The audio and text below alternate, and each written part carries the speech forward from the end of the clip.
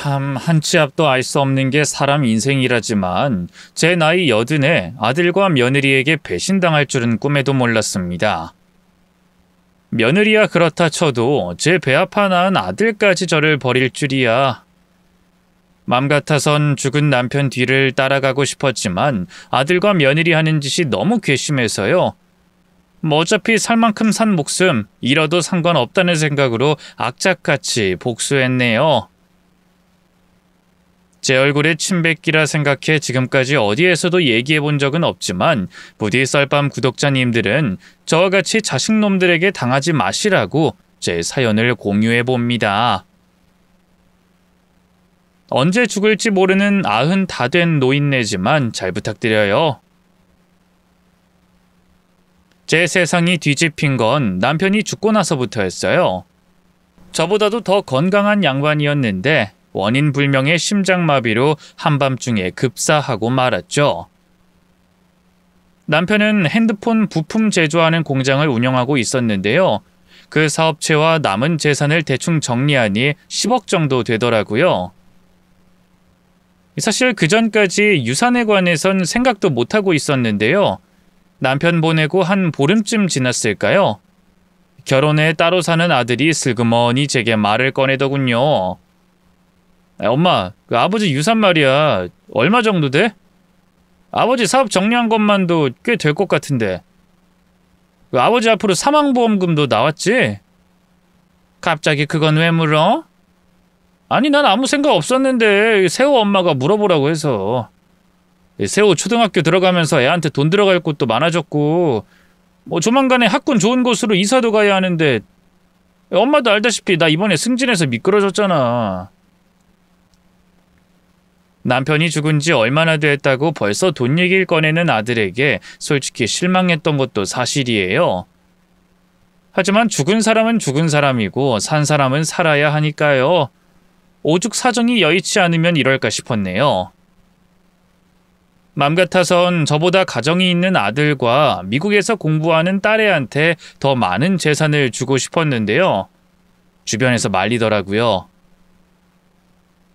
늙어서 돈까지 없으면 서럽다고. 안 그래도 늙은 몸뚱이 앞으로 무슨 일이 생길 줄 아냐고요. 그래서 남편이 따로 유언장을 남겨둔 것도 없겠다. 혹시나 딸과 아들이 마음 상할까봐 딱 법적 상속 비율대로 나눠 갖자고 했어요. 제가 남편 보험금까지 7억 좀 넘게 가져갔고요. 나머지 3억 원을 딸애와 아들이 반씩 나눠 가졌죠. 그런데 통장에 돈이 있으면 뭐하나요? 같이 살던 남편이 없으니 너무 외롭고 쓸쓸하더라고요. 나이가 80에 가까워가니 어디 외출 한번 하는 것도 쉽지 않았어요. 주에 3번 문화센터 나가 운동하는 것도 그만두고요. 혼자 집에 있는 시간이 많아졌죠. 그러다 보니 자연스레 건강은 더 나빠졌고요. 우울감과 남편에 대한 그리움으로 많이 힘들었네요. 뭐 딸애야 미국에 있다지만 아들네는 같은 한국 땅에 있잖아요. 맘 같아선 아들과 같이 살고 싶었어요. 하지만 아무래도 며느리의 눈치가 보이더군요. 뭐 드라마나 영화에 나오는 것처럼 사이 나쁜 고부는 아니었지만요. 세상에 시어머니와 같이 사는 걸 환영할 며느리는 없을 테니까요. 그런데 그런 제 마음을 읽은 것처럼 아들 부부가 나서서 저를 모시겠다고 하더군요. 남편 죽고 한 1년쯤 됐을까요? 아들 부부가 손주 교육 때문에 서울에 있는 고급 아파트로 이사를 갔는데요. 저더러 혼자 지내기 힘들 테니 같이 살자고 하더라고요. 엄마, 나 아버지 그렇게 되고부터 혹시 엄마도 갑자기 뭔 일 생기는 거 아닐까 너무 불안해. 내가 생각해봤는데 그냥 엄마도 이번 기회에 같이 서울 올라가는 건 어때? 새로 이사가는 집 전보다 평수도 넓어지고 방도 4개거든. 하나 엄마가 쓰면 되잖아. 아유 글쎄다. 이 나이에 무슨 영화를 누리자고 서울을 가. 세호 애미도 얼마나 불편하겠냐. 아니야. 엄마 모시고 이사 가자고 먼저 얘기한 게 세호 엄마야. 미정이도 미국에 있는데 엄마 혼자 두는 거 마음에 걸리지 않냐고. 자긴 괜찮대. 그래? 아이, 세호애미가 그렇게 말했어? 가장 마음에 걸리던 며느리도 합가를 원한다고 하니 흔들리더라고요. 실제로 그 주 주말에 아들 부부가 찾아와 또다시 저를 설득했죠. 아이, 엄마, 자식이 연로한 부모 모시고 사는 건 당연한 거야. 그만 고민하고 같이 올라가요. 맞아요, 어머님. 요즘 어머니 외출도 힘드셔서 집에만 계시잖아요. 저희가 모실게요. 같이 가요. 서울이 여기보다 복잡스럽긴 해도 어르신들 복지회관이나 즐길거리 이런 건 더 잘 돼 있대요. 거기서 새로 친구도 만드시고 하면 좋잖아요. 살갑게 먼저 손을 내밀어주는 아들 부부가 얼마나 고맙고 든든했는지 몰라요. 저는 흔쾌히 수락했고 그렇게 아들 부부와 함께 서울로 올라왔죠. 처음 몇 달은 이사 후 적응하느라 정신이 없었지만 그래도 나름 행복했어요. 영감 떠나고 늘 혼자였던 집에 사람의 온기가 느껴진다는 것만으로도 좋더군요. 아무래도 눈치가 보여 며느리가 집안 살림할 때 저도 옆에서 좀 거들고는 했는데요. 그럴 때마다 며느리는 그러지 말라면서 저를 말렸어요. 어머님, 이러지 않으셔도 돼요. 그냥 편하게 쉬세요. 제가 다 알아서 할게요. 아이고, 괜찮다. 아니, 노인네 그냥 집에서 가만히만 있으면 오히려 병들어서 그래. 그럼 차라리 나가서 활동을 하세요. 백화점에 어르신들 대상으로 하는 문화 프로그램이 있는데 등록해 드릴까요? 아이, 그래주면 고맙지. 며느리 덕분에 저는 서울의 다양한 노인 대상 프로그램에 참여할 수 있었고요. 거기서 마음에 맞는 또래 친구들도 많이 사귀었어요. 아들도 일에 바쁜 한편으로 제게 신경을 많이 써줬죠. 엄마, 서울에 오니까 적응하기 어렵진 않아? 여기가 생각보다 공기도 나쁘고 차나 버스도 복잡해서. 아유, 그래도 이전 동네에서 혼자 죽은 듯이 지내던 것보단 훨씬 낫다. 아니, 그 세호애미가 문화 프로그램인지 뭔지 해줘서 요즘은 노래교실도 다니고 운동도 배우고 있어. 그래? 그래도 뭐 필요한 거 있으면 언제든 얘기해. 왜 그런 말 있잖아요. 자식 새끼 키워봤자 소용없다는 말. 그때만 해도 그런 말이 제게는 해당하지 않는 말이라고 생각했어요. 아들은 어디 가서 자랑하고 또 자랑해도 아쉬울 만큼 효심이 깊었으니까요. 바쁠 텐데도 주말에 굳이 시간을 내서 저와 다른 식구들을 데리고 나들이도 다니고요. 가족끼리 외식도 자주 했네요. 어디 그뿐인가요? 며느리는 또 얼마나 저를 잘 챙겨주던지요. 제가 좋아하는 음식을 기억했다가 요리해주기도 했고 종종 제게 필요한 물건들도 사다 주곤 했습니다. 어머님, 다리 아프시다고 했죠? 이게 요즘 어르신들 사이에서 인기 좋은 마사지기라고 해서 사왔어요. 아유, 뭘 또 이런 걸 사왔어. 별로 비싼 거 아니니까 한번 써보세요. 괜찮다 싶으면 더 좋은 걸로 사드릴게요. 효심 깊은 아들 내외와 재롱둥이 손자까지. 비록 남편은 먼저 떠나버렸지만 무엇 하나 남부러울 게 없는 삶이었어요. 노래교실이나 문화센터에서 만난 친구들도 다 저를 부러워했죠. 하지만 행복은 그리 길지 않았어요. 아들이 잘 다니던 회사를 그만두고 사업을 시작하면서 문제가 생겼죠. 아들은 남편과 달리 사업 수완이 없었어요. 어릴 때부터 열심히 공부만 하던 외골수이니 어찌 보면 당연한 일이었죠. 여자들 미용 관련 휴대전화 앱을 만드는 회사였는데요. 시작할 때 제게도 돈을 좀 보태달라고 했어요. 엄마, 나 딱 1억만 빌려줄 수 없을까? 이 사업 성공하면 그때 2배로, 아니 5배로 갚을게. 어? 1억? 너희 아버지처럼 공장을 차리는 것도 아니고 휴대전화 안에 들어가는 그런 거 만든다면서 돈이 그렇게 많이 들어? 당연하지. 요즘 누가 공장 세우고 사무실 임대해서 회사 차려. 그런 것보다 고급 인력 소수만 딱 뽑아서 이런 프로그램 개발하는 게 더 돈이 드는 시대야. 말해봐야 엄마는 잘 모르겠지만 어쨌든 도와줄 거지? 엄마 아버지 유산도 제일 많이 받았잖아. 네가 받은 돈은 다 어쩌고. 그건 이미 이 집 사면서 다 썼지. 그때 퇴직금도 미리 정산받아서 쓰는 바람에 나 지금 빈털털이야. 제발 한 번만 도와주라, 엄마. 어? 아들이 이렇게 부탁할게. 같이 사는 처지에 아들의 도움 요청을 외면하는 게 쉽지 않았어요. 이 사실을 안 딸에는 절대 빌려주지 말라고 했지만 애미 마음이 어디 그렇게 되나요? 결국 저는 아들에게 1억이라는 큰 돈을 빌려줬고요. 그렇게 아들은 회사를 그만두고 새로운 사업을 시작했죠. 초반에는 나름 잘 되는 것 같았는데요. 얼마 안가 비슷한 회사들이 우후죽순 생기면서 결국 아들은 사업을 접어야만 했네요. 그때가 아들이 회사를 그만둔 지 3년인가 됐을 때였어요. 그때라도 비슷한 직종으로 이직을 했으면 좋았을 텐데 아들은 사업가의 꿈을 쉽게 포기하지 못했고요. 일적으로 알게 된 사람들과 어울려 다니며 새로운 사업을 구상하기 시작했죠. 그리고 얼마 안가 또다시 제게 사업 자금을 좀 보태달라며 손을 내밀더군요. 금액도 더 커졌죠. 엄마 부탁이야. 제발 딱 2억, 아니 3억만 빌려주라. 내가 이번 일만 잘 되면 지난번에 못 갚은 돈까지 다 해서 제대로 갚을게. 응? 글쎄다. 아니 3억이 무슨 남의 집 개 이름도 아니고. 아니 엄마 진짜 이럴 거야?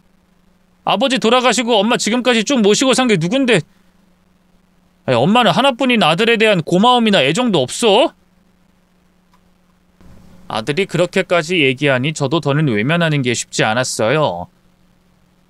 차라리 제가 돈이 없다면 모를까 남편에게 받은 유산이 꽤 남아있었으니까요. 결국 저는 이번이 마지막이라는 약속을 받아내고 아들에게 또 한 번 돈을 빌려줬어요. 제발 아들의 두 번째 사업이 성공하길 바랬지만 이번 사업은 지난번보다 더 빨리 망해버렸죠. 같이 동업한다던 아들의 대학 동창이 돈만 꿀꺽하고 해외로 도망가 버렸거든요. 아들이 사기를 당한 거였죠. 저도 너무 큰 충격을 받았는데 당사자인 아들은 오죽했겠어요. 아들은 그 뒤로 한동안 식음을 전폐했고요. 두문불출하면서 방에 틀어박혀 술 먹고 게임만 했어요. 그게 안사람 입장에선 얼마나 속이 터지는 일이에요. 늘 금술좋던 아들 내외였는데 언젠가부터 아들과 며느리가 싸우는 횟수가 늘어나기 시작했어요. 제 앞에서 대놓고 언성을 높여 다투는 건 아니었지만 그 분위기라는 게 있잖아요. 쌩하니 찬바람만 부는. 가끔 새벽에 화장실 가려고 일어나면 둘이 언성을 높여 싸우는 소리를 듣기도 했고요. 당신 도대체 언제까지 집에서 놀고만 있을 거야? 당장 다음 달에 관리비랑 새우 학원비 낼 돈도 없는데. 말했잖아. 조금만 더 기다려달라고. 이번에 애들하고 준비하는 사업 아이템이 진짜 괜찮거든. 투자처만 찾으면 금방 대박 날 거야. 그놈의 사업병 대체 언제 고칠래? 사장님 소리 한번 듣더니 완전히 정신이 나갔니? 그게 될 거라고 생각하는 거야? 당신 말이 너무 심하다. 그래도 내가 당신 남편인데 뭐? 정신이 나갔냐고? 내가 뭐 틀린 말 했어? 처자식은 집에서 손가락 빨면서 굶고 있게 생겼는데 그놈의 사업을 또 할 생각이 드니? 그만큼 말아먹었으면 이제 됐잖아. 나가서 막노동을 해서라도 돈 벌어와야지. 막노동은 뭐 아무나 해? 그러다 몸 다쳐서 병신 되면 그땐 어쩌려고? 참나, 집에서 손 하나 까딱 안 하면서 핑계는 좋다. 그만하자. 누군 뭐 이렇게 집에만 있고 싶은 줄 알아? 나도 나가서 일하고 싶지. 근데 이미 공백이 너무 길어서 이직도 힘들고 새 사업하자니 돈이 없어. 어떻게든 있는 연줄 없는 연줄 다 동원해서 투자자들 끌어 모아보려고 하고 있는데 쉽지가 않다고. 엄마도 더는 돈 못 빌려주겠다고 하고. 진짜. 아들 부부가 다투는 모습을 보면서 제 마음은 점점 무거워졌습니다. 늘 화목하던 아이들이 이렇게 싸우는 걸 보니 가슴이 찢어질 것 같았어요. 사실 그쯤에 아들이 몇 번 더 돈을 빌려달라고 했는데요. 더는 줘도 안 될 것 같아서 그때마다 거절했거든요. 제가 뭐 어디 나가 일을 할 수 있을 만큼 젊은 것도 아니고 언제 어디가 잘못돼서 병원 신세를 지게 될지 모르잖아요. 그런 상황에서 남은 돈은 제가 갖고 있는 게 나을 것 같더라고요. 아파도 애들한테 짐이 되고 싶진 않았으니까요. 하지만 그런 제 마음도 모르고 아들은 마냥 서운하게만 생각하더군요.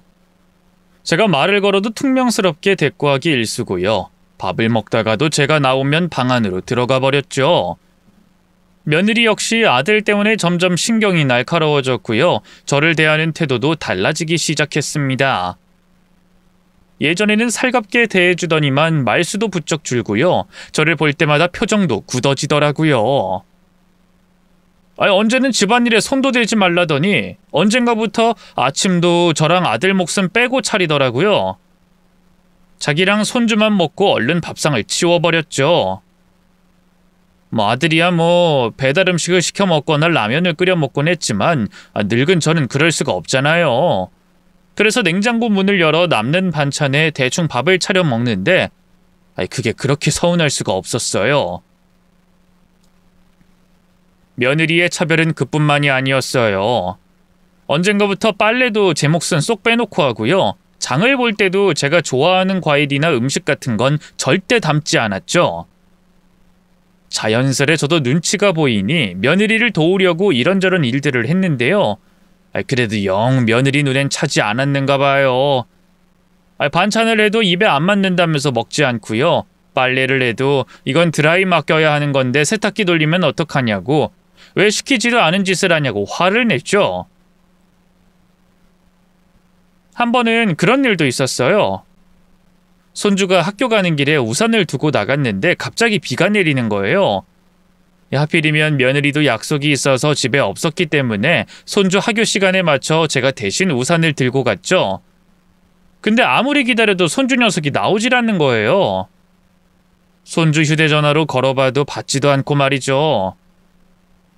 결국 터덜터덜 혼자 집으로 돌아오니 웬걸 손주 녀석이 며느리와 같이 거실에서 간식을 먹고 있더군요. 제가 젖은 우산을 정리하며 세호 우산 가져다 주려고 나갔다 왔는데 세호 우산 갖고 왔었니? 하고 물어봤어요. 그러자 손주가 해맑게 엄마가 데리러 왔는데요? 하고 대답하더군요. 며느리는 퉁명스럽게 제가 어련히 알아서 잘할까 봐요. 어머님을 신경 쓰지 마세요. 하고 대꾸했고요. 그 말에 저는 마치 불청객이라도 된 기분이 들었습니다. 손주를 생각해서 한 행동이었는데 오히려 민폐처럼 느껴졌다는 사실이 서글펐어요. 며느리는 손주 문제에 대해선 유독 더 예민하게 굴었는데요. 한 번은 손주 녀석이 학원 갔다 와선 배가 고프다고 찡찡대더라고요. 할머니, 저 할머니가 만들어준 간장 떡볶이 먹고 싶어요. 만들어주면 안 돼요? 예전에 제가 종종 손주에게 간식을 만들어주곤 했거든요. 간장 떡볶이는 그 중에서도 손주가 제일 좋아하는 음식이었고요. 며느리가 집을 비웠던 터라 허락도 없이 간식을 만들어줘도 되나 싶었지만 전에도 몇 번 만들어줬었는데 큰 문제가 될까 싶더라고요. 손주가 계속 조르기도 했고요. 그래서 망설이다 떡볶이를 만들어줬죠. 손주는 그걸 먹고 또 바로 다른 학원으로 공부하러 갔고요. 그런데 며느리가 돌아와선 떡볶이 남은 걸 보더니만 노발대발하더군요. 어머님, 요즘 새우 자꾸만 살쪄서 신경 써야 하는데 이런 거 해주시면 어떡해요? 요즘 애들 몸무게 관리가 얼마나 중요한데요. 새우는 체형이 지 아빠 닮아서 비만 관리에 더 신경 써야 한다고요. 미안하다. 난 그냥 전에도 새우 종종 해줬었고 너도 아무 말 안 해서. 그때랑 지금은 다르죠? 아무튼 앞으로 새우한테 아무것도 해주지 마세요. 제가 아무리 식구들을 위하려고 해도 며느리는 계속 저를 밀어내는 것처럼 느껴졌어요. 그때마다 점점 더 제 자리를 잃어가는 기분이 들었죠. 차라리 내가 이 집에서 없어져야 아들 부부가 더 편해지지 않을까 하는 생각이 점점 깊어졌습니다. 그리고 그런 생각에 쐐기를 박는 일이 있었어요. 그쯤에 제 생일이 돌아왔는데 며느리는 물론이고 아들조차 축하한단 말 한마디 없더군요. 손주도 학교에서 돌아오자마자 방으로 들어가 버렸고요.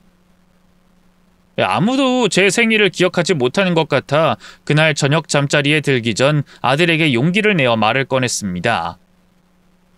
오늘 내 생일이었는데 아무도 기억 못한 것 같아 서운하네. 아들은 놀라던 것도 잠시 이내 미간을 찌푸리며 말하더군요. 아, 미안해 엄마. 내가 요즘 너무 정신이 없어서 깜빡했어. 아, 근데 알잖아. 요즘 우리 집이 뭐 누구 생일 챙기고 할 정신이 있나. 세호 엄마랑 사이도 별로고. 아직도 화해 못한 거야? 아, 화해하고 말고 할 게 어딨어? 그 사람이 일방적으로 나한테 마음의 문을 닫은 걸. 내가 사업만 다시 시작하면 될 텐데 돈이 없으니. 그러면서 아들은 절 흘끔댔어요. 제가 돈을 보태주겠다 말하길 바라는 눈치가 역력했죠.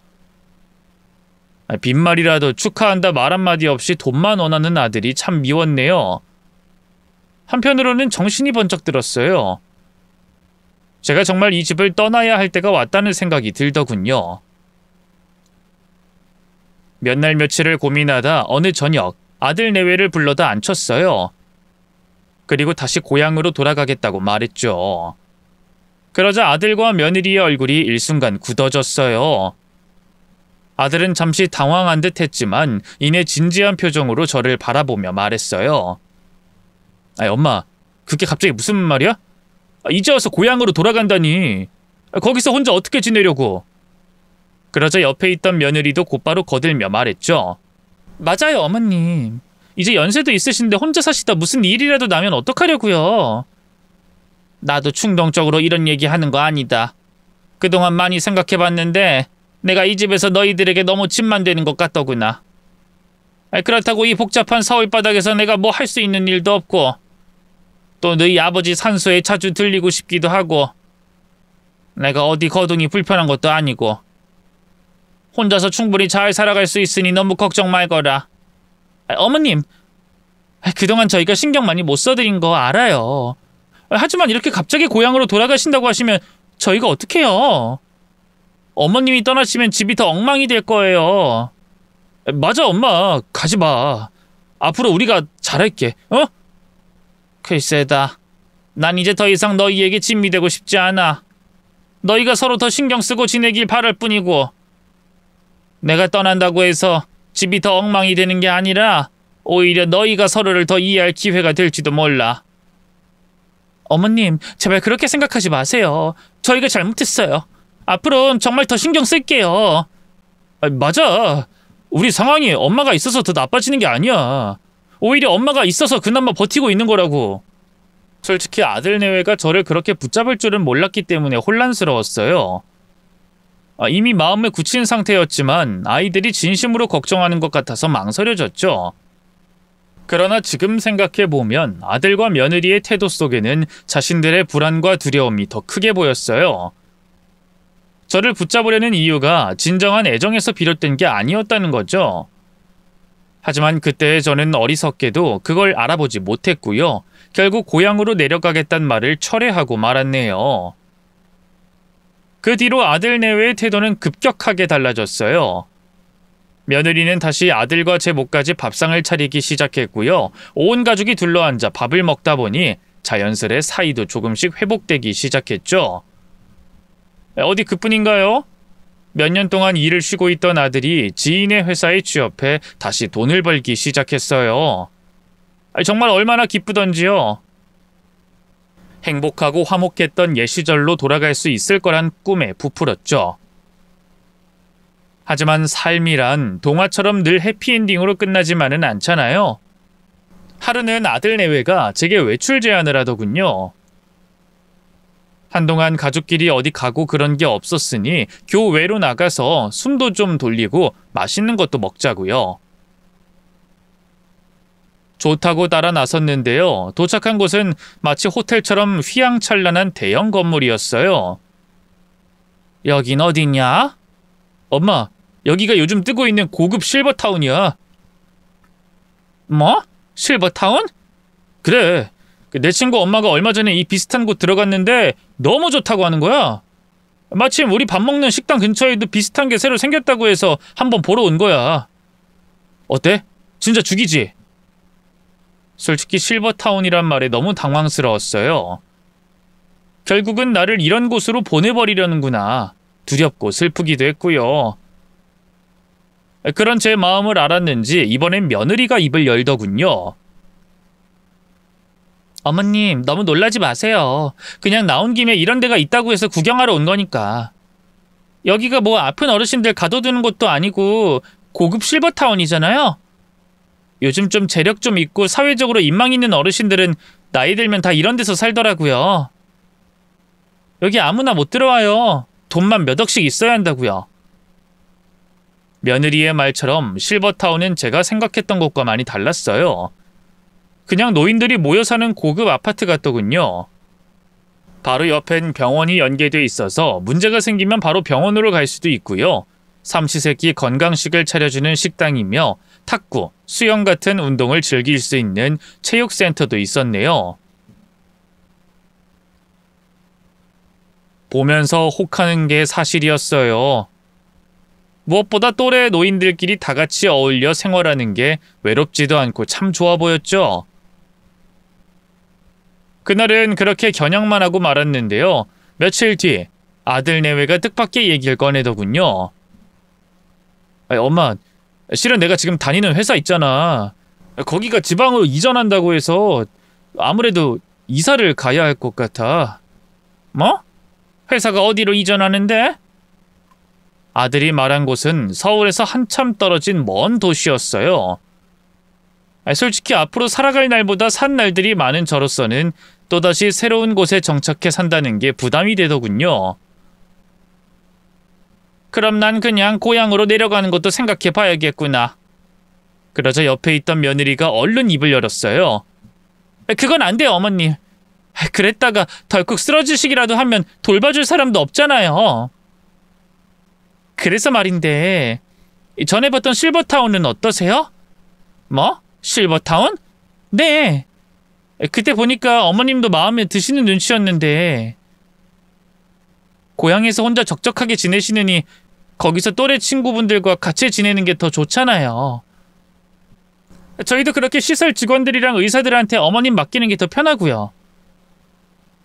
저도 고향으로 혼자 내려갔느니 그쪽으로 마음이 기우는 게 사실이었어요. 하지만 아무래도 비용 생각을 안 할 수가 없더군요. 그런 곳은 돈이 많이 들지 않니? 그때 대충 입소 비용 들어보니까 임대, 보증금? 뭐 맡겨야 하는 돈만 몇 억이라던데 매달 들어가는 돈도 300이 넘고. 보증금이야 어머님이 가지신 돈으로 얼추 해결이 될 거고요. 매달 들어가는 돈은 저희가 낼게요. 아니 너희들 먹고 살기도 빠듯할 텐데 그 큰 돈을 어떻게 내겠다고. 됐다. 난 그냥 고향으로 가면 되니까. 걱정 마 엄마. 이번에 회사 이전하면서 사직한 직원들이 꽤 되거든? 그래서 남아있는 직원들 다 승진하고 연봉도 꽤 올랐어. 그 정도는 충분히 낼 수 있다고.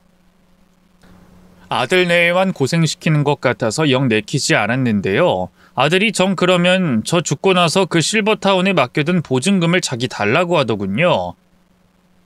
그 정도면 얼추 계산이 맞을 것 같다고요. 아들이 그렇게까지 말하니 결국 저도 넘어갔고요. 그렇게 아들 내외와 손주는 지방으로, 저는 실버타운으로 입주하는 게 확정됐죠. 계약 관련해서 제가 아는 게 없으니 며느리가 도맡아 해줬어요. 가진 재산도 전부 현금으로 환산해 며느리에게 보냈죠. 어머님, 이 돈은 전부 실버타운에 전세금으로 넣을 거예요. 급할 땐 꺼내 쓸 수도 있다고 하니까 걱정 마세요. 그래, 부탁하마. 그렇게 저는 며느리의 말만 철석같이 믿고 실버타운에서의 새 생활을 기대하게 됐어요. 그리고 대망의 실버타운 입주날, 설레는 마음 반 두려운 마음 반으로 아들 내외와 같이 실버타운으로 향했죠. 그런데 차창 밖으로 펼쳐지는 풍경이 지난번과 좀 다르더라고요. 어쩐지 차로 가는 시간도 그때보다 훨씬 더 길게 느껴졌고요. 그래서 앞좌석에 앉아있는 아들과 며느리에게 물었어요. 제대로 가고 있는 거 맞니? 이 길이 아닌 것 같은데. 걱정하지 마, 엄마. 내가 언제 길 잃어버리는 거 봤어? 그러나 아들의 호언장담과 달리 도착한 곳은 제가 가기로 한 고급 실버타운과는 전혀 다른 곳이었어요. 외딴 산속에 덩그러니 회색 건물 한 채만 서 있는 을씨년스러운 곳이었죠. 여기가 어디냐? 일단 들어가 보면 알아. 제 말에 아들은 퉁명스럽게 대꾸했고요. 며느리는 말없이 제 등을 떠밀었어요. 결국 어쩔 수 없이 건물 안으로 들어서니 무뚝뚝한 여자 직원 한 명이 저희를 맞이하더군요. 어서 오세요. 입수하는 사람은 이분인가요? 네, 여기 말씀하신 옷이랑 잔짐 몇 개 챙겨왔습니다. 잘 부탁드립니다. 네, 걱정 마세요. 아들 부부는 그 직원과 짧게 대화를 나누더니만 저도 모르게 챙겨온 짐가방을 내밀었어요. 그리고 그대로 둘이서 제 쪽은 쳐다도 안 보고 나가려고 했죠. 저는 당황해 그런 아들 내외를 황급히 붙잡았네요. 아니 이게 대체 무슨 일이냐? 여긴 그때 그 실버타운이 아니잖아. 그러자 며느리가 어색한 표정으로 웃으며 입을 열었어요. 어머님, 여기도 충분히 좋은 곳이에요. 병원이라서 자체적으로 의료진도 있고 산속에 있다 보니 주변 환경도 좋고요. 솔직히 거긴 너무 거품이잖아요. 비싸기만 비쌌지 여기서 해주는 거랑 뭐 다를 게 하나도 없더라고요. 여기가 훨씬 합리적인 선택인 것 같아서 이 사람하고 얘기해서 바꿨어요. 며느리의 말에 기가 막히고 코가 막혔어요. 저를 속였다는 생각에 화가 치밀어 올랐죠. 아니 나한테 말 한마디도 없이 어떻게 이럴 수가 있어? 어? 그러자 잠자코 있던 아들이 질세라 언성을 높이더군요. 엄마 그만 좀 해. 여기까지 와서 창피하게 왜 그래? 거기랑 별다를 것도 없다니까? 일단 한번 지내봐. 지내보고 그래도 못 견디겠으면 그때 다시 우리가 데리러 올 테니까. 그만 가자 여보. 어머님 너무 서운하게 생각하지 마시고 공기 좋은 곳에서 푹 쉬세요. 아셨죠? 그 말을 끝으로 아들 내위는 매몰차게 떠나버렸어요. 황급히 그 뒤를 쫓으려고 했지만 어디선가 직원들이 달려나와 제 사지를 붙잡더군요. 할머니 여기서 이러지 말고 일단 방으로 갑시다. 예? 여기 생각보다 괜찮은 곳이야. 정부치고 살기 나쁘지 않다고. 나요? 이거 안 나? 어허 자꾸 이러면 우리도 거칠어질 수밖에 없어. 겁에 질린 저는 마구 몸부림치기 시작했지만 80 먹은 노인네가 젊은이들의 힘을 당해낼 수는 없었어요. 결국 저는 진정제를 맞고 그 자리에서 기절해버렸고요. 다시 눈을 떴을 땐 침대에 사지가 묶인 채로 누워 있었죠. 아주 나중에야 알게 된 사실이지만 그곳은 시골에 있는 외딴 요양병원이었어요. 말이 요양병원이지 사람들에게 뒷돈을 받고 노인네들을 수감해 두는 감옥 같은 곳이나 다름없었죠. 건물은 퇴락했고 식사도 형편없었고요. 여러 노인네들을 10몇 명씩 가둬둔 비좁은 방에선 노상 곰팡이 냄새가 났어요. 직원들은 무뚝뚝하며 노인들을 함부로 대했고요. 몇 번 탈출을 시도했지만 그때마다 번번이 실패로 돌아갔어요. 붙잡혀 진정제를 맞고 또 한참을 묶여 있어야 하니 자연스레 저도 나중엔 탈출을 포기하게 됐죠. 당연한 말이지만 아들 내외에게선 그 뒤로 단 한 번도 연락이 오지 않았어요. 맞아요. 저는 완전히 그 애들한테 버림받은 거였어요. 멍청하게 제 돈도 전부 다 빼앗기고 말이죠. 그 사실이 저를 참 힘들게 했어요. 자식들에 대한 원망감과 분노로 온몸이 불타는 것만 같았죠. 내가 저들한테 어떻게 했는데 어떻게 이렇게 날 속이고 이런 곳에 가둬둘 수가 있나? 내가 그러자고 아들내미 낳고 미역국을 먹었나? 하늘에 있는 영감이 이 사실을 알면 얼마나 가슴 아파할까? 별의별 생각이 다 끌어올라 밤에도 쉽게 잠을 이룰 수가 없었네요. 그곳에서 지내는 동안 같은 처지에 있는 다른 노인들과 이야기를 나눌 기회가 많았어요. 대부분 다 저처럼 자식들에게 버림받아 이곳에 오게 된 사람들이었죠. 그런데 한 번은 그 요양병원에서 오래 지냈다는 한 할아버지가 제게 말을 걸더군요. 그쪽은 아직 여기 오기 젊어 보이는데 나이가 어떻게 돼요? 저요? 저 보기보다 많이 먹었어요. 이제 80 됐죠. 아이고 80이면 아직 한창이지. 한창이라고요? 그래요. 내 나이가 이제 97인데 내가 볼 때 여든은 아직 꼬청춘이야. 거기다 그쪽은 아직 피부도 곱고 팔다리도 멀쩡하니 훨씬 더 오래 살겠네. 이런 곳에 있기엔 안 어울려요. 그분의 말에 갑자기 정신이 번쩍 들었어요. 저는 내심 내가 살면 얼마나 더 살까 싶어서 이런 제 처지에 순응하고 있었는데요. 이 사람 인생은 모르는 거잖아요. 이 100세 시대라는데 그렇게 치면 제겐 아직 20년이라는 시간이 더 남아있는 거였죠. 그런 생각을 하니 더 이상 좌절하고만 있을 수는 없다는 생각이 들었어요. 비록 몸은 노쇠했지만 아직 정신도 몸도 멀쩡한데 여기서 이대로 갇혀 살 수만은 없다는 생각이 들었죠. 아직 제 자신을 지킬 수 있는 방법이 남아있다고 믿었어요. 그곳에 입소한 노인들은 보호자 외에 외부인과 일체 연락할 수 없었어요. 거의 반강제로 갇혀있는 거나 마찬가지였기 때문이죠. 이미 몇 번 탈출 시도를 했다가 붙잡힌 전적이 있었기 때문에 이곳을 어떻게 빠져나갈지 고민이 많았는데요. 문득 미국에 있는 제 딸 생각이 나더라고요. 딸애가 지금 제 처지를 안다면 절대 가만히 있지 않을 것 같았죠. 문제는 딸에게 연락할 방법이었어요. 이미 개인 휴대전화도 빼앗겼고 시설에 있는 전화는 오직 요양병원장 방에만 있었으니까요. 혹시나 싶어서 화장실 가는 척하고 몇 번 그 근처를 어슬렁거려 봤는데요. 낮에는 늘 원장이 방 안에 있었고요. 밤에는 열쇠로 굳게 잠가두더라고요. 그 열쇠를 빼돌리려고 애를 써봤지만 원장이 늘 위도주머니에 넣고 다녀 방법이 없었네요. 그러던 어느 날이었어요. 그날도 평소처럼 원장의 일거수일투족을 감시하면서 언제 열쇠를 훔칠 수 있을까 눈치만 보고 있었는데요. 원장이 갑자기 뒷문으로 나가더니 누구와 아는 척을 하는 거예요. 보니까 병원에 식자재를 대주는 트럭 운전수였어요. 원장은 반갑게 인사를 하던 것도 잠시 요즘 들어오는 물건 상태가 어떻고 저떻고 마구 잔소리를 하더군요. 원체 말이 많은 양반이었거든요. 얘기하면서 위도시라도 좀 퍼서두면 좀 좋아. 늘 저렇게 껴입고 있는단 말이야, 이 썩을 양반. 그렇게 원장을 욕하면서 동태만 살피던 바로 그때였어요. 활짝 열린 트럭 문틈으로 작은 휴대전화가 보였어요. 다름 아닌 트럭 운전수의 전화 같았죠. 지난 며칠간 찾아 헤매던 연락수단이 눈에 들어오니 정신이 반쯤 나가는 것 같더군요. 저는 원장과 트럭 운전수를 한번 흘끔거린 뒤 몸을 낮춰 트럭으로 조심스럽게 다가갔어요. 그리고 얼른 손을 뻗어 휴대전화를 쥐고 그대로 화장실로 들어갔죠.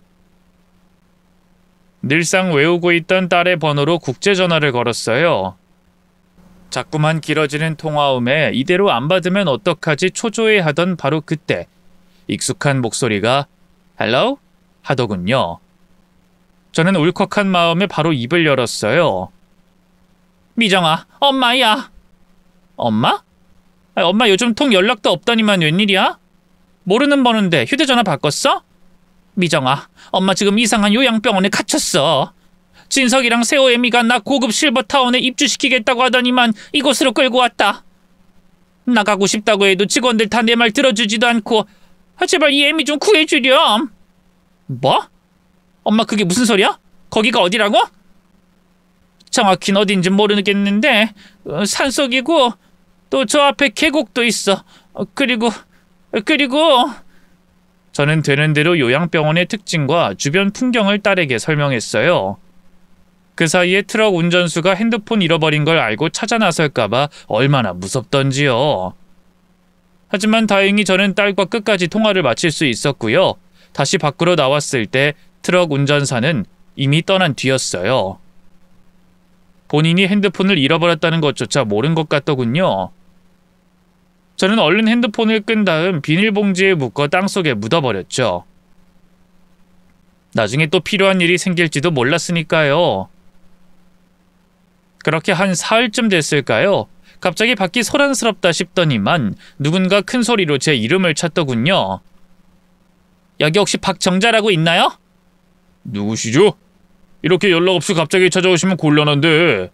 됐고, 여기 박정자라고 80 먹은 노인 있냐고요?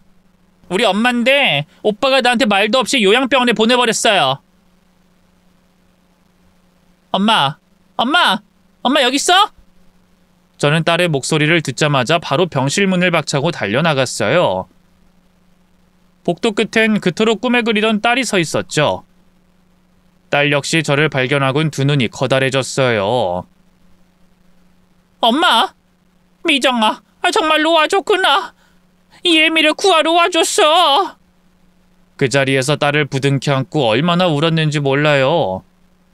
딸 역시 목 놓아 울었죠. 엄마 미안해. 미국에서 공부한답시고 엄마 이렇게 살고 있는지도 모르고 내가 잘못했어. 미정이 네가 미안할 게 뭐가 있어? 엄마 여기 가둔 건 네 오래비인데. 내가 그 인간 절대 가만 안 둘 거야. 죽여버릴 거라고. 어느 정도 감정이 정리되자 딸은 저를 데리고 그 요양병원을 나왔어요. 거기서도 저희가 친모녀 관계라는 걸 알자 더는 어쩌지 못하더군요.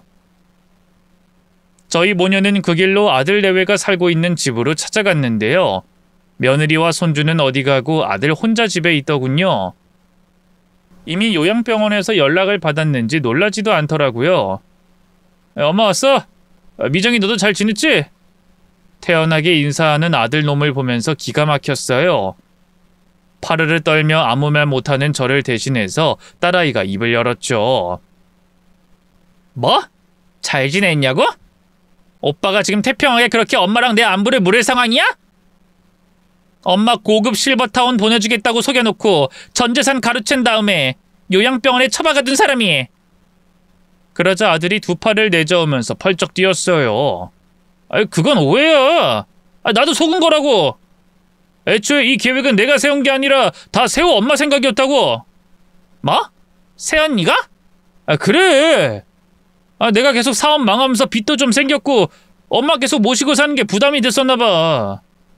나한테 그러더라고. 집 팔아서 나오는 돈이랑 엄마 남은 돈으로 사업 한번 더 해보자고. 근데 엄마가 돈 이젠 절대 안 빌려줄 테니까 꼼수가 좀 필요할 것 같다고. 난 사업만 성공하면 다시 엄마 데리고 올 생각이었어. 잠깐 돈만 빌려 쓸 생각으로 그런 짓 한 거라고. 근데 세호 엄마가 엄마 요양병원 보내고 얼마 안 돼서 돈 다 갖고 날라버렸어. 세호까지 데리고 갔고 나도 속은 거라고. 그걸 지금 말이라고 해? 그래서 오빠는 아무 잘못이 없다고? 누가 잘못이 없대? 근데 진짜로 엄마를 영영 그 요양병원에 둘 생각은 절대 없었어. 엄마도 알지? 내 마음. 난 그냥 엄마 돈만 좀 빌려 쓴 다음 사업 성공하면 그 돈도 다 갚고 엄마도 데려와서 좋은 집에서 호강시켜드리려고 했다고. 아들은 급기야 눈물까지 뚝뚝 흘리면서 제 손을 잡고 사정했어요. 하지만 한 번 배신당한 제 마음은 이미 얼어붙은 지 오래였고요. 그런 아들의 모습이 가증스럽게만 보이더군요. 이건 놔! 오늘부로, 아니 네가 그 요양병원에 날 버린 뒤로 넌 내 자식이 더는 아니었으니까. 엄마 왜 그래? 내가 일부러 그런 게 아니라고 했잖아. 엄마라고 부르지도 마! 이 괘씸한 놈. 아무리 네 마누라가 그런 말을 했어도 그거에 혹해서 이 애미를 요양병원에 가둬놔? 그래놓고 잘 지내는지 전화 한 통 없었지? 저는 아들의 뺨을 있는 힘껏 올려붙였어요. 그걸로도 모자라서 발길질까지 연거푸했죠. 아들은 자기 지은 죄가 있어서 그런지 가만히 맞고만 있더군요. 하지만 그 모습조차 꼴보기 싫더라고요. 이걸로 네 죄값 다 받았다고 생각하지 마. 세호 애미는 물론이고 너까지 내가 싹 다 변호사 선임해서 고소할 거니까. 니들이 그동안 뜯어간 내 돈 그리고 나한테 했던 몹쓸 짓들 싹 다 돌려받을 거야. 엄마 왜 그래? 내가 잘못했어. 한 번만 용서해주라. 나 그래도 엄마 아들이잖아. 방금 내가 한 말 못 들었어? 너 내 자식으로 더는 생각 안 한다는 거? 저는 매달리는 아들을 뿌리치고 딸과 함께 그 집을 나왔어요. 그리고 딸의 도움을 받아 변호사를 선임해 법적인 절차를 밟았죠. 다행히 아들은 물론이고 며느리까지 사기죄와 유기죄 그리고 노인학대로 고소할 수 있더군요. 그 사이 저는 며느리의 행방을 수소문했는데요. 자기 친정에 살면서 저한테 뜯어간 돈으로 요가 학원을 차렸더군요. 며느리가 시집 오기 전에 잠깐 요가 강사를 했었거든요. CM이 등쳐먹은 돈으로 어떻게 학원 차릴 생각을 했는지 참 기가 막히더라고요. 이미 한번 불붙은 복수심은 쉽게 꺼지지 않았어요. 저는 그 길로 그 요가 학원에 찾아가 난동을 피웠죠. 여기 원장이 내 며느리인데 80 먹은 노인네한테 실버타운 보내주겠다고 거짓말한 다음 외딴 요양병원에 가뒀어요. 그렇게 내 전재산 가로챈 걸로 이 학원을 차린 거라고. 그런 인간 말종 쓰레기인 내 며느리한테 다들 계속 수업을 받을 거예요? 네? 제가 수강생들에게 고래고래 악을 쓰자 다들 깜짝 놀라 어쩔 줄 몰라 하더라고요. 그 사이에 원장실에 있던 며느리가 달려나와 저를 보곤 사색이 되더군요. 아니 어머님 여긴 어떻게... 왜? 진석이한테 연락 못 받았니? 아, 네가 걔도 속이고 혼자 내 돈 갖고 튀었다고 했지? 어머님 일단 여기서 이러지 마시고. 저는 저를 다른 곳으로 데려가려는 며느리의 손을 뿌리치면서 목소리를 높였어요. 이거 안 놔? 그래도 부끄러운 줄은 아나 봐. 하나뿐인 네 CM이 속여서 전재산 가로채고 요양병원에 처박아둔 게. 그래 뭐 사람으로서 할 짓이 아니긴 하지. 어머님 제발 조용히 좀 하세요. 자꾸 이러시면 저 영업방해죄로 경찰 부를 거예요? 자기 잘못을 뉘우치긴커녕 적반하장식으로 나오는 며느리를 보고 있자니 헛웃음이 나왔어요. 그래서 팔짱을 끼며 비아냥거렸죠. 경찰? 그래 어디 한번 불러봐라. 내가 두려울 게 뭐가 있니? 난 엄연한 피해자인데. 이미 내가 변호사 선임해서 너랑 진석이 사기죄랑 유기죄로 고소했는데 아직 고소장이 도착을 안 했나 봐? 뭐라고요? 진짜 절 고소하셨어요? 며느리의 얼굴이 순식간에 흑빛이 됐어요. 당장 자기가 콩밥 먹게 생긴 게 덜컥 겁이 났는지 주변 사람들 시선을 아랑곳 않고 제 앞에 털썩 무릎을 꿇더군요. 어머님 제가 다 잘못했어요. 제발 한 번만 봐주세요. 네? 전 그냥 그이 말 따른 죄밖에 없어요. 그 사람이 다시 사업하고 싶다고. 근데 그냥 말하면 어머님이 돈 절대 안 빌려줄 것 같다고 해서. 그래? 진석이 말이랑 다르구나. 진석이는 네가 먼저 자기를 꼬셨다고 하던데. 그 인간이 거짓말하는 거예요. 아무렴 며느리인 제가 먼저 그런 나쁜 생각을 했겠어요? 전 그냥 그 사람 말 따른 죄밖에 없어요. 근데 막상 어머님 그렇게 요양병원 보내고 나니 죄책감도 들고 이 사람 또 사업해봤자 망할 거란 생각만 들어서 그 돈 갖고 나온 거라고요. 우리 새우 어머님 하나뿐인 손주 생각도 해야 하잖아요. 며느리는 손주까지 들먹이면서 제 동정심을 사려고 애썼어요.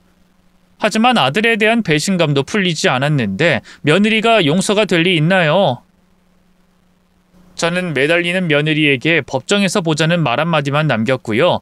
그 뒤로도 꾸준히 학원 근처 상인들과 주민들에게 며느리에 대한 소문을 냈죠. 요가 학원이란 것도 결국 입소문으로 먹고 사는 서비스직이거든요. 이 자연스레 수강생들의 발길이 점점 뜸해지기 시작했고요. 결국 며느리가 운영하던 요가 학원은 폭삭 망해버리고 말았네요. 며느리와 아들을 상대로 한 법적 다툼은 참 길고도 힘든 시간이었는데요. 그걸 굳이 여기서 미주알 고주알 떠들진 않겠습니다. 그건 너무 제 얼굴에 침 뱉기 같으니까요. 어쨌든 결과만 말씀드리자면 법원은 아들과 며느리에게 각각 3년의 징역형을 선고했고요. 저는 빼앗긴 돈을 고스란히 되찾을 수 있었습니다. 아들과 며느리가 이미 제각각 사업으로 까먹은 상태라서요. 아들은 집을 팔고 빚까지 내야 했고요. 며느리도 친정의 도움을 받아야 했죠. 그리고 그 요양병원도 따로 경찰에 신고했어요. 불법적으로 운영되는 곳인 것 같았고 무엇보다 거기 갇혀 사는 노인네들이 너무 가여웠거든요. 다행히 신고 후 바로 경찰 조사가 들어갔고요. 거기 원장은 뇌물수수 및 노인학대 혐의로 구속됐네요. 그 요양병원도 얼마 안가 문을 닫았고요. 물론 그것만으로 거기 있던 노인들의 모든 안위를 보장할 수는 없겠지만 그래도 거기보단 더 좋은 곳에서 지내고 있길 바라봅니다. 모든 것이 끝난 후 저는 딸과 함께 미국으로 떠났어요. 아들은 여전히 안 보고 살고 있고요. 죽을 때까지 보지 않을 생각입니다. 이미 제 남은 재산도 제가 죽으면 전부 딸아이 앞으로 가게끔 해뒀고요. 비록 늦었지만 마지막에라도 제 권리를 되찾을 수 있었던 게 참 다행이에요. 나이가 들었다고 해서 절대로 인생을 포기하지 말아야 한다는 걸 다시금 깨닫게 된 순간이었습니다. 그러니 저보다 더 젊은 사람들은 절대 삶을 포기하지 말고 열심히 살길 바라요. 제 또래분들은 자식들에게 너무 무한정 퍼주기만 하지 말고요. 긴 얘기 들어주셔서 고맙습니다. 모두 건강하세요.